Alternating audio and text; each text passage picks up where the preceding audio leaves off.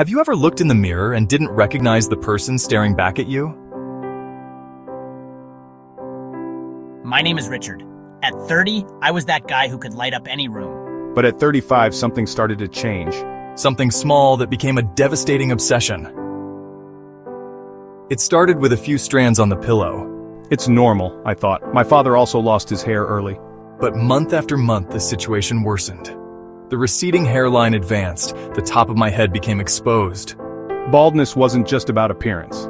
It stole my confidence, my social life. I canceled 3 dates in 2 years. Always with excuses, but the reason was always the same: shame.